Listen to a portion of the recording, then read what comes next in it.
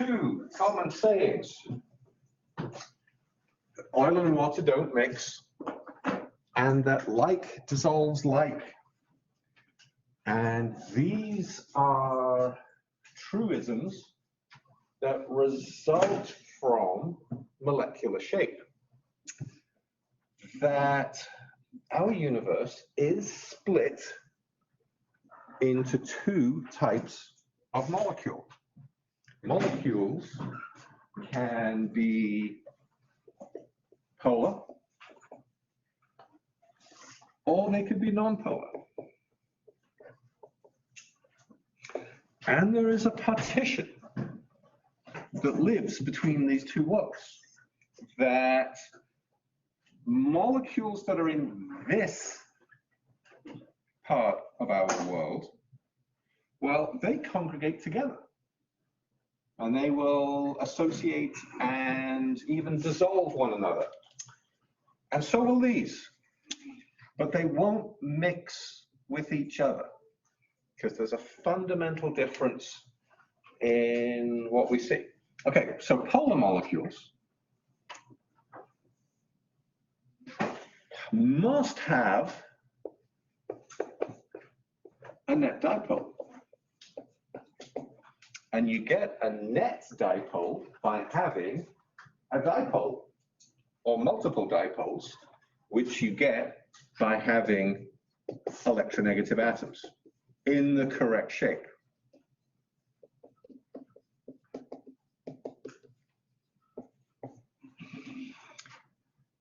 Nonpolar molecules have no net dipole, which you either get by having dipoles that completely cancel each other out because of geometry, or that there's no electronegative atom in these at all, none. So the nonpolar world has things like hydrocarbons in it. Hydrocarbons are from the fossil record, and they are what make up oil and everything that is oil-based. The gasolines, the jet fuels, the paint, all of the greasy tar.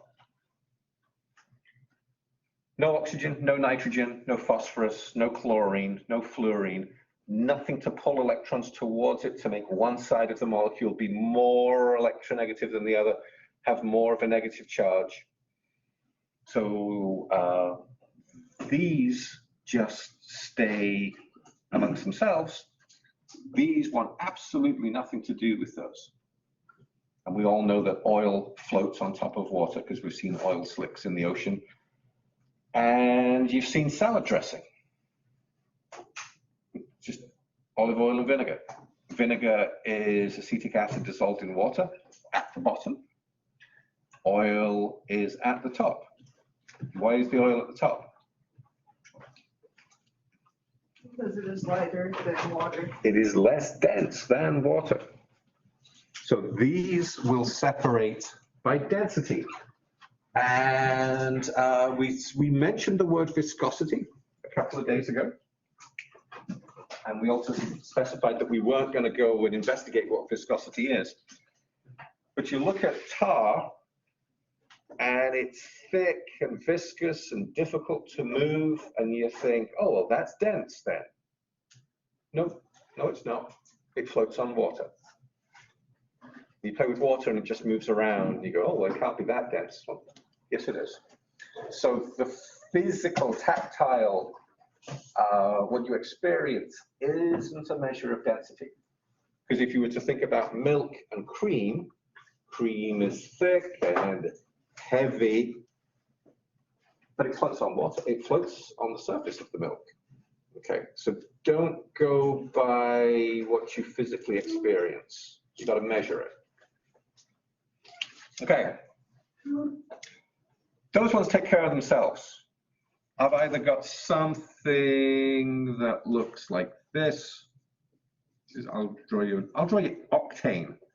Octane is the hydrocarbon that you buy at the gasoline pump and then burn, because we haven't found a better use for it than just digging it up and burning it. 2, 4, 6. Currently we would be hexane, heptane, octane.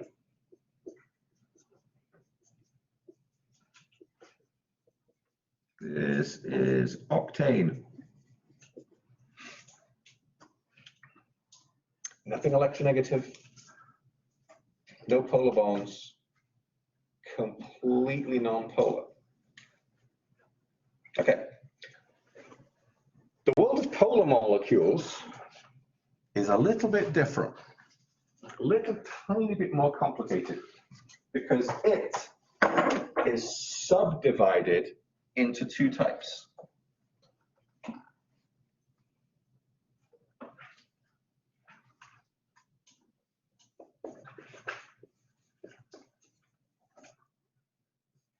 And those 2 types are called aprotic and protic. And in an aprotic molecule, it cannot make something that we call a hydrogen bond. Can't make one. And a protic molecule can make a hydrogen bond. Examples here would be something like acetone. That's an N. Acetone is a very, very good solvent. Ladies, you've probably encountered acetone. Gentlemen, you may or may not have encountered acetone. Do you know what acetone is? No. Somebody tell us what acetone is. It's what no reason why it should be just exclusively women. It's nail polish remover. Not necessarily, it's also used in manufacturing when working on heavy machinery because it helps get rid of oil, I believe. It's grease, it's a degreaser. Yeah. Yeah, it's a huge solvent. It's really, really, really good at dissolving things. Exceptionally good at dissolving things. In fact, it might be a little bit too good. Sometimes in chemistry, what we want is selectivity. And when you dissolve everything that we throw at you, you might just be a little bit too good. Acetone is cheap. It's volatile. So, okay, ladies, you're in the process of removing the nail polish from your nails. What do you experience? It dries your skin. It's degreasing your fingers. Acetone dissolves the grease from your fingers. And then it does something else. What's the other thing that you experience when you're removing the nail polish? How do your fingers feel? Cold. Because the acetone has a high volatility. It has a low boiling point, which means the heat from your fingers is making it evaporate. And evaporation causes cooling. To call back to the last topic that we touched. Evaporation causes cooling. Acetone looks like this.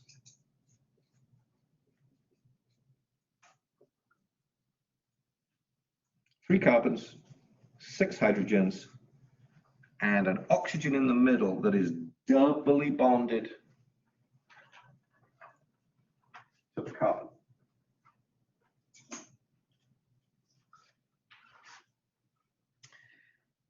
We can tell that's aprotic just by looking at it, but we haven't defined what protic is just yet, so we'll have to hold off.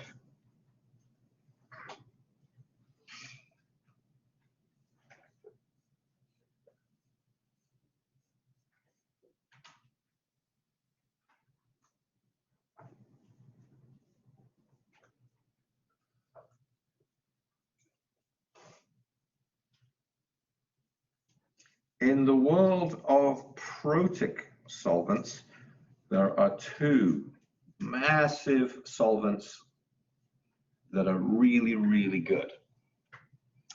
First, of course, is water. It is our most important natural resource.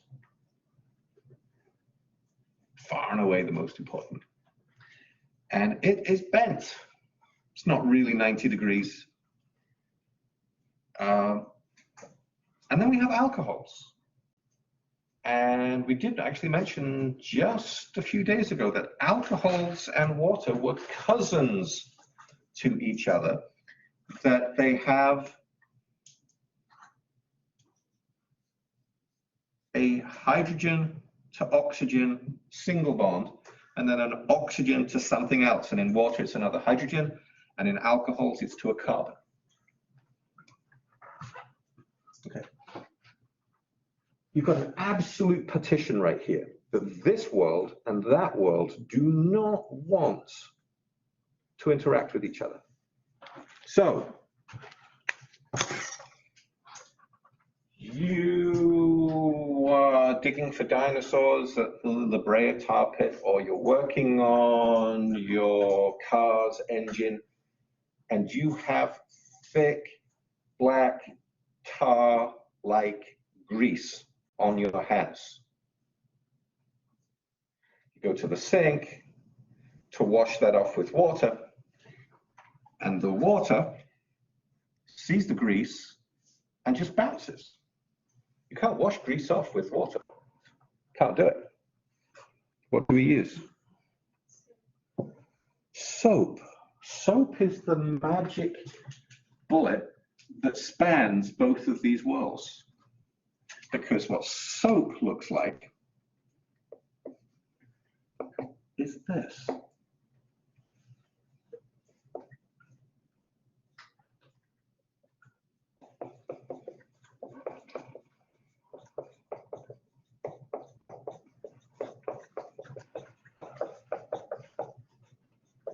I have to do these in even numbers: 2, 4, 6, 8, 9. Naturally occurring fatty acids, which is what this comes from, are always even numbers. With a hydrogen at the end here, that's what you call a fatty acid. The fat in your body and in all animals and or vegetables is one of these. It's a long carbon chain with a little collection of oxygens at the end.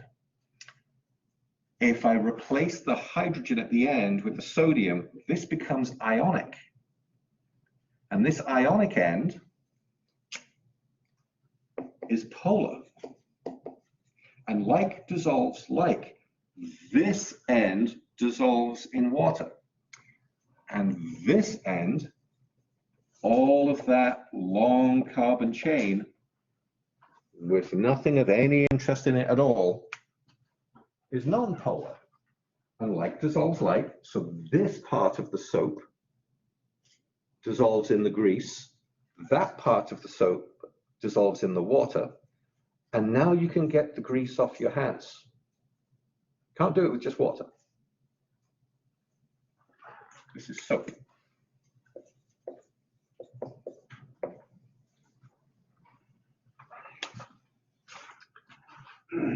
Okay. Let's look at what the forces are, because there are 3 that the book wants us to know about. They're called intermolecular forces. So this polar end dissolves in water. That non-polar end dissolves in the grease. And that's how you get the grease off your hands.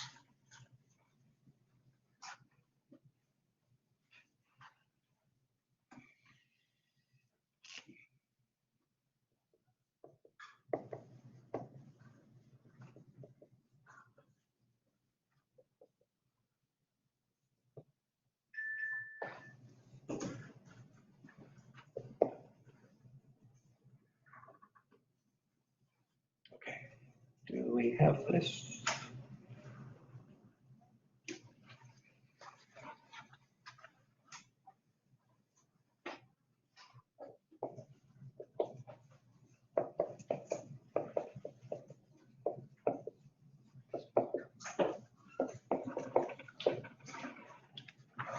There are 3, maybe 4 that we'll talk about. Yeah, I can stretch one of them into 2 types. The first is called London dispersion forces, and everything has this. This is an incredibly weak attraction between 2 molecules of the same type when they approach each other. Now, even for something that has no electronegativity, has no polarity, if this is a molecule, it's got something at the center and some atoms splaying out from it. There are electrons in these bonds, and there might be electrons on the atoms at the end of those bonds. So when this molecule approaches this molecule, the electrons here repel the electrons there ever so slightly, and one of them is going to blink. One of them is going to say, oh, I'm just going to move my electron over here a little bit, just out of the way, which means this part just became a little bit less negative than it used to be. And so this one will push its electrons, and remember they're moving all the time, a little bit closer to the surface. And you make the tiniest of attractive forces, really, really, really tiny attractive forces. And depending on which class we teach, we call that an induced dipole. I don't know whether we call that in this book. Let me just do a quick fact check.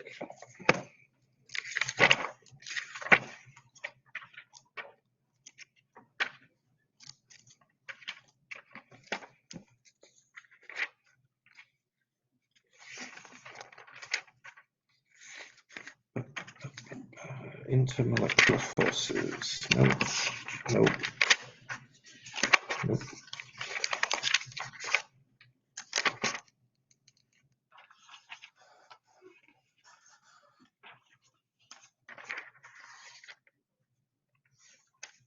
Don't see it yet.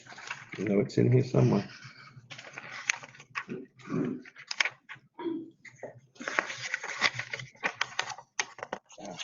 Here we go.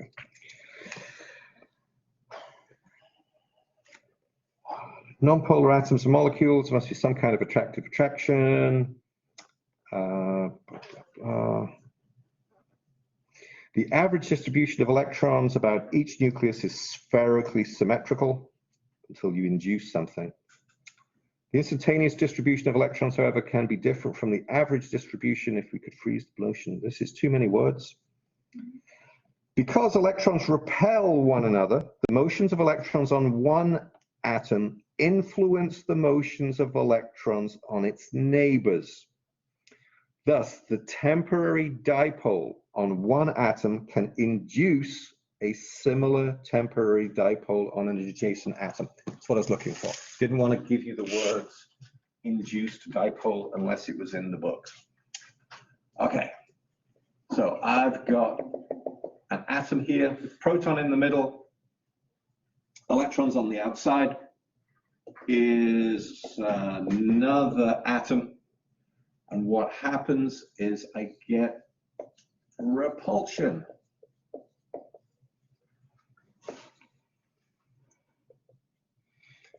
And it makes things go a little bit egg-shaped. Pushes the electron cloud a little bit off to the side. This is an incredibly small interaction, which means I now have an induced dipole that I have pushed the electrons here to the back so that most of the electrons, the negative part, are right here, which means the front gets to be a little bit positive which means I can do the opposite for the one that caused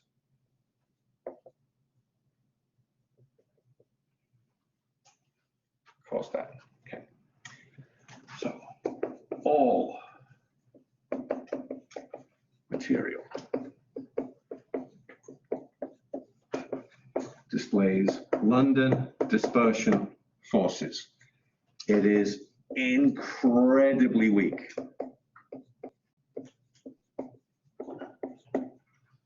Very, very, very weak. But everything has it. So two molecules, hexane or octane and octane, they have nothing electronegative in them. You put them together and the cloud from one pushes the cloud from the other one a tiny bit, makes them stick together. That's all I've got.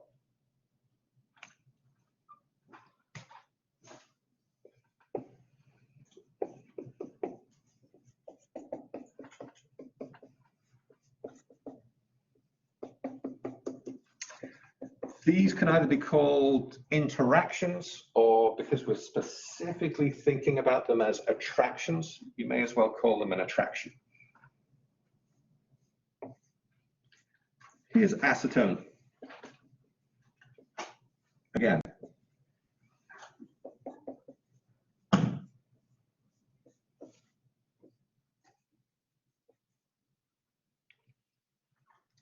Acetone has an electronegative atom. It's right there. Oxygen pulls electrons towards itself, making itself a little bit negative, making the carbon that it's attached to a little bit positive. Remember, this lowercase delta means just a little bit. Okay. Well, the same thing happens on all the acetones.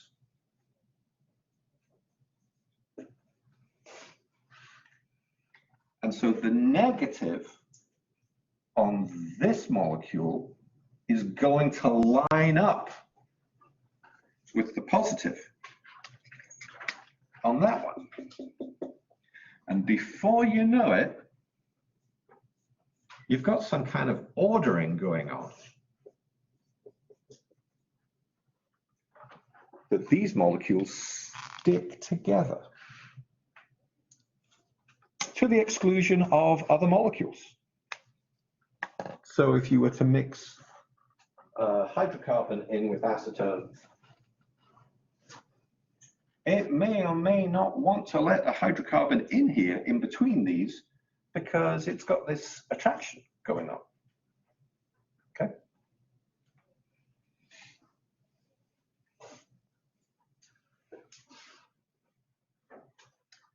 And then the big one.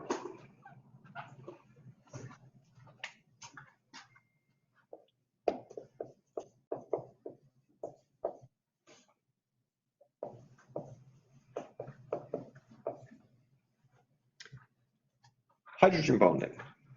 Hydrogen bonding. So dipole-dipole attractions, we're going to see this in the world of a protein.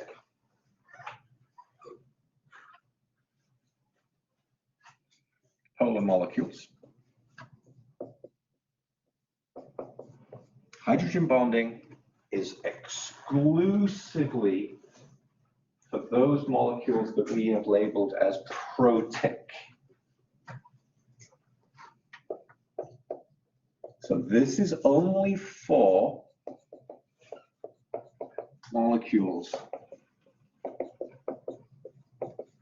that have a hydrogen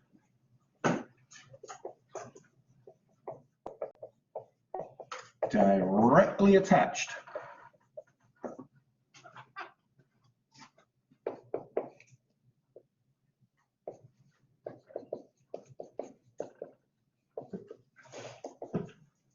to an electronegative atom. Okay, so when we look here, here's acetone. I find the electronegative atom. It's the oxygen. That oxygen is bonded to carbon, and that's all. It does have hydrogens in it, but those hydrogens are not attached to the electronegative atom. Means that this cannot be protic. When we look at our prototypical protic molecule, it's water. There's my electronegative atom. It's on the top right part of the periodic table. That's how I know it's electronegative. Oxygen, nitrogen, fluorine, chlorine, sulfur, phosphorus. These are our electronegative atoms. And it's got a hydrogen directly attached to it. Okay? All right. That oxygen also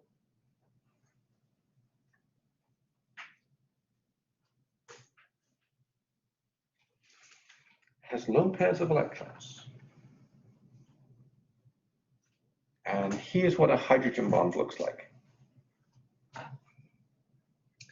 It's between the hydrogen on one molecule and the lone pair of electrons on a neighbor. And we write it as a hatched line.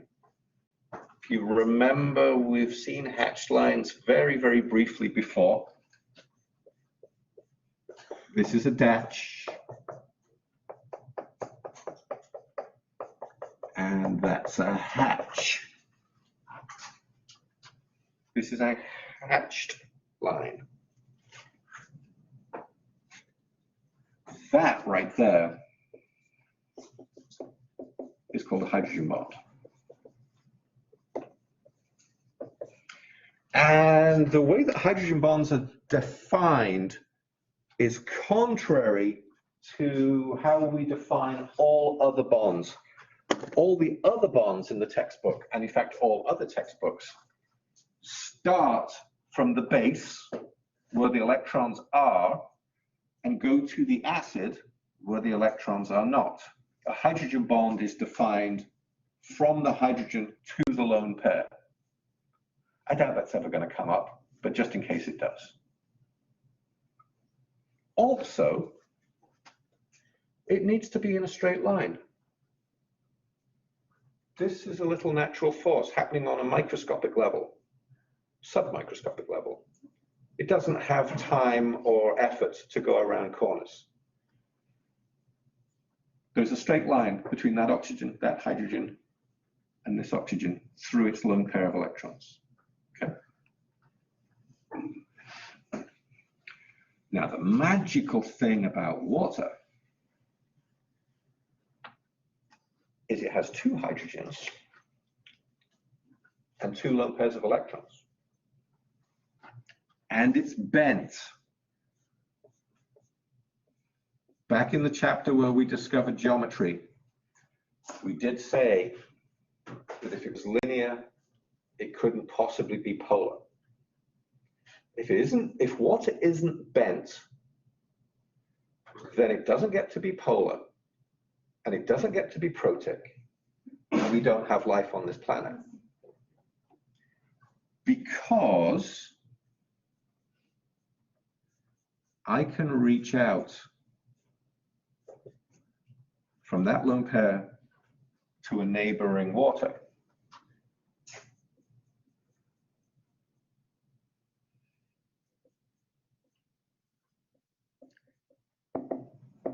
I can also do it here. And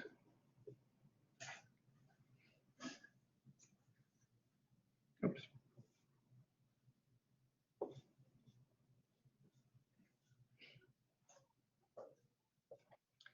I can do it there.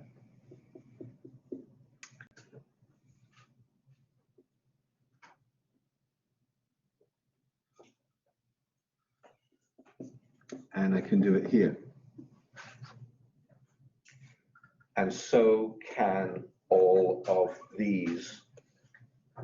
Every water molecule has the capability of reaching out and grabbing onto 4 other water molecules. which gives water its bulk properties.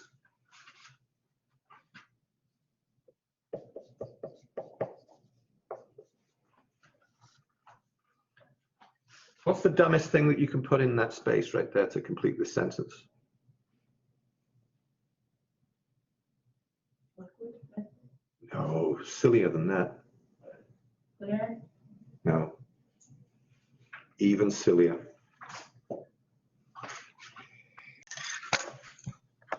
Water is.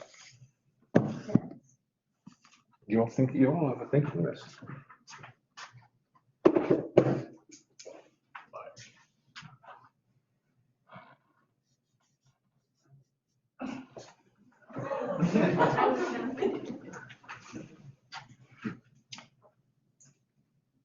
Have we ever stopped to consider what that word might mean?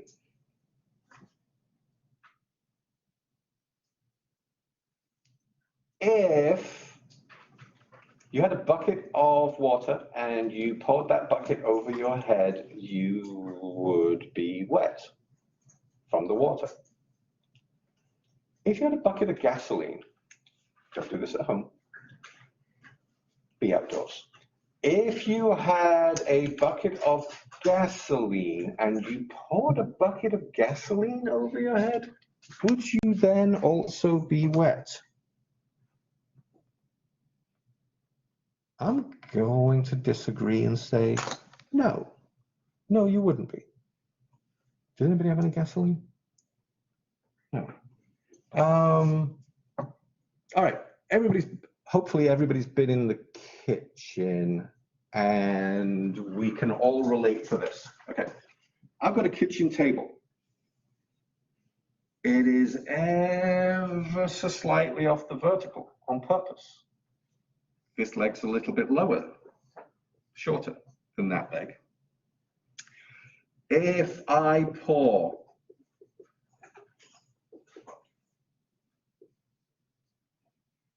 olive oil onto the table, what happens to the olive oil?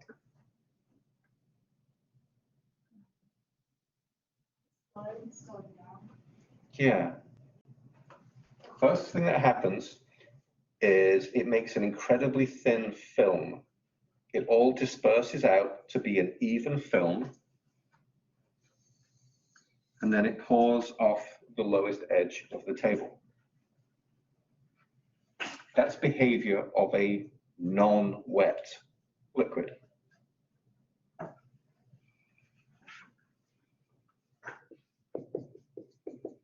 What happens when you pour water on the table?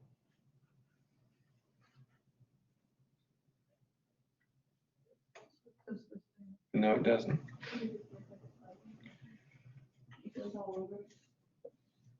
Some of it's going to fall off, but a whole bunch of it clumps together. Clumps together.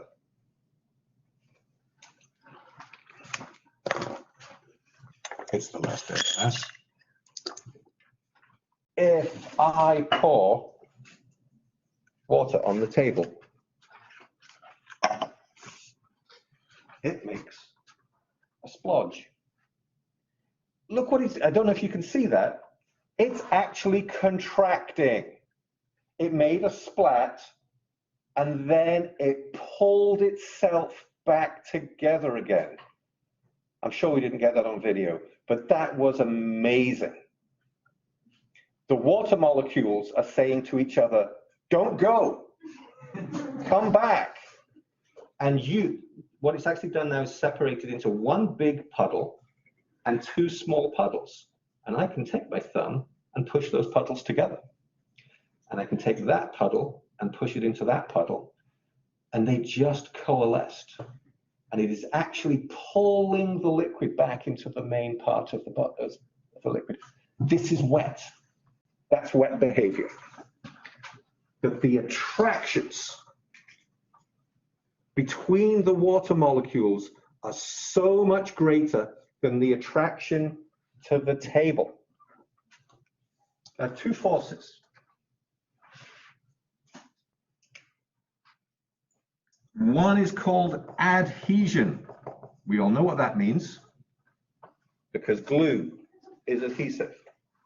It means you stick to something else. Does the water stick to the table? Yeah, a bit. But it sticks to itself more than it sticks to the table. What's sticking to yourself called? Cohesion. This is why we have puddles, we have droplets, we have raindrops. The water doesn't come down from the sky the same way that it went up, it's just as vapor. It comes down as droplets. And then those droplets find each other and turn into puddles, and then turn into streams, and then turn into ponds, and then turn into lakes, and then turn into oceans. The water wants to be with itself. It is incredibly cohesive, very, very sticky. Okay, hydrogen bonds stick the molecules together.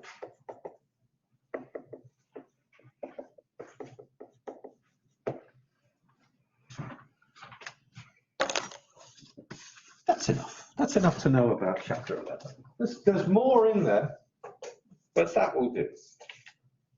Okay. I have one more definition to get through. It was a missed opportunity that we should have done in chapter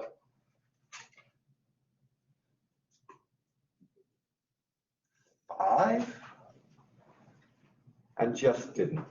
We just didn't. I think everybody had had enough of concentration and it was time to move on. Are we good with this? It's coming off.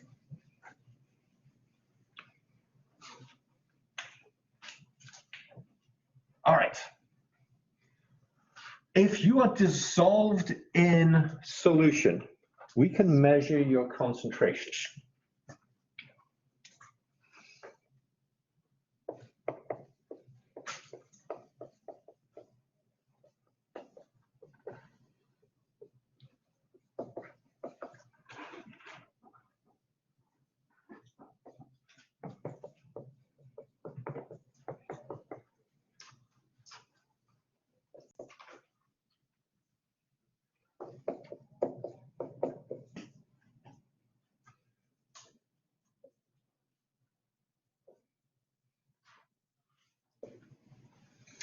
If you take something like hydrochloric acid and you dissolve it in water, it splits apart and becomes H plus and Cl minus.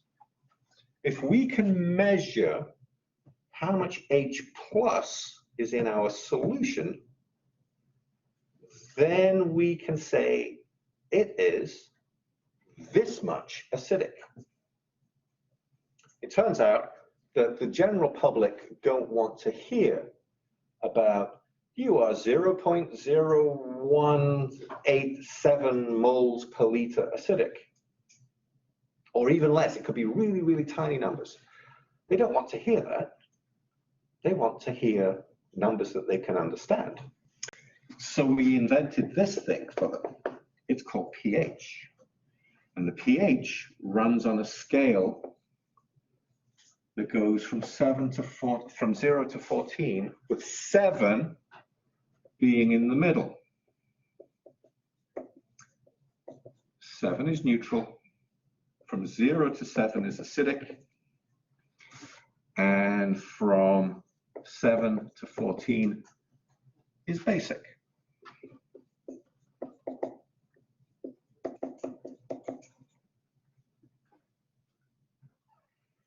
Okay. And all you have to do to find the value of pH is to do the mathematical operation that reveals what P is. There's a couple of other things in science. We've got something called pKa that measures the acidity of proteins and weak acids. We've got pH. What pH is the negative log. There are 2 logs on your calculator. One is a natural log, should have a symbol ln, and then there's another log that you're allowed to change the base to. You never ever will. but you're allowed to. This is the log to the base 10 of the hydrogen ion concentration. And what this does is it turns incredibly big ranges of numbers into very easy to understand numbers. If you'll get your calculator out, I'll show you how it does that.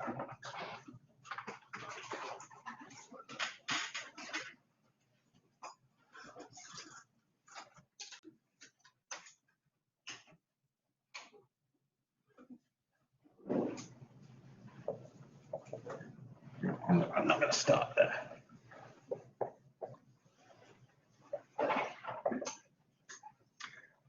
Find the button on your calculator that is LOG, log. And then tell me what the log of 10 is.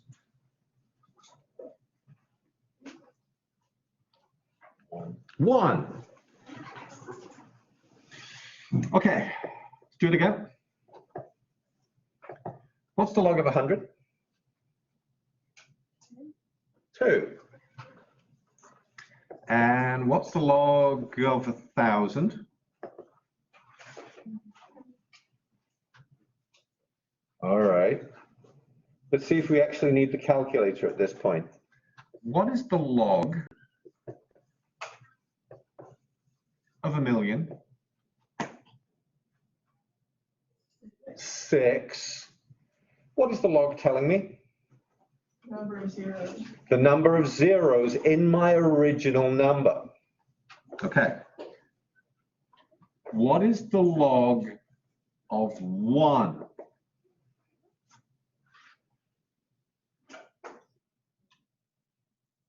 Did you ask the calculator? Yeah. And what is the log of 0.1?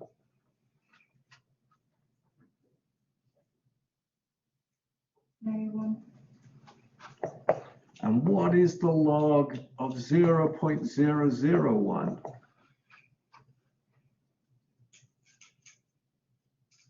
-5. So what is the log telling me?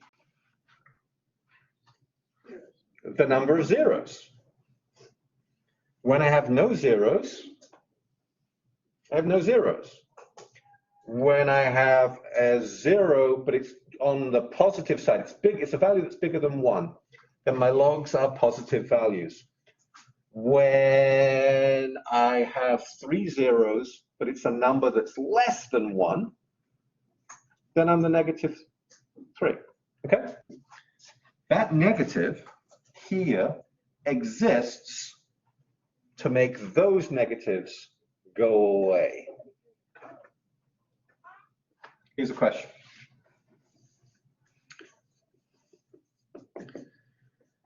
What is the pH of 0.015 moles per liter hydrochloric acid?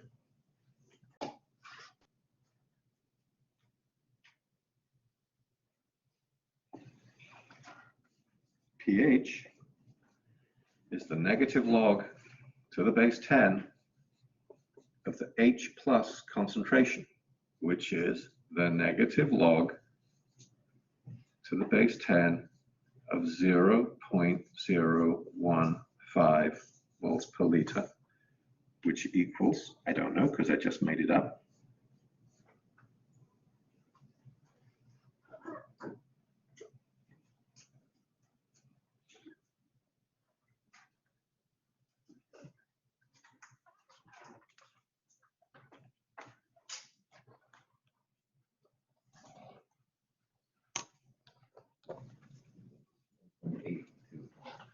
okay. pH comes out to be 1, I've only got 2 significant figures, so I'm going to give that to be 1.8. pH doesn't have any units, it's just a value. That puts me right about here. Does that make sense? Is that where acids are supposed to go? Then it's probably the right answer. If you did this and it came up with a number that was -2, you'd go, well, there's no space on my scale for -2. Going to have another look at that question. Or if it said that the answer was 11, you would go, hold on a minute. That's where bases are supposed to be. And the question actually told me that the thing that I'm exploring was called hydrochloric acid, which means its pH must be between these two numbers right here. Okay. You've seen pH? You've even done a pH calculation. That's all we need. This comes up again in chemistry 2, but we missed an opportunity to put it on the board earlier, and I wanted to make sure I fixed that. There's more to tell. There's always more to tell, but we are done. Exam number 4, supposed to open Friday, will now open earlier. That does not mean you have to take it earlier. It's just going to be available to you earlier. If you want to get it out of the way, get it out of the way. Also, gives you a bit more of a chance to take a look at it. Wait for the official notice from me that says it's open, go, because I might have to get in there and tinker with it a bit. Okay? Question? Yeah. Final is Monday. Let me look at the final for Chemistry 1, Section 1 is Monday at 10:30. My intention this year was to have your final be in person. It's not going to happen now. Something's come up and I'm going away. So it will be available to you on Monday. I would love to make it available longer than it's supposed to be, but what happens is, if you don't get to your Spanish final or your New Testament final or whatever it is, because you were busy still taking my final that I let open longer, then I'll get in trouble with somebody else. So aim for Monday at 10:30. That's your time slot. Okay? Thanks for an interesting semester. We'll see you all around. Some of you, many of you, could be chemistry majors / chemistry minors. Just saying. Just saying. Have a good Christmas. You can make them all up. Okay, thank you so much. Yeah. I'm definitely gonna do that. The only ones that you'll be locked out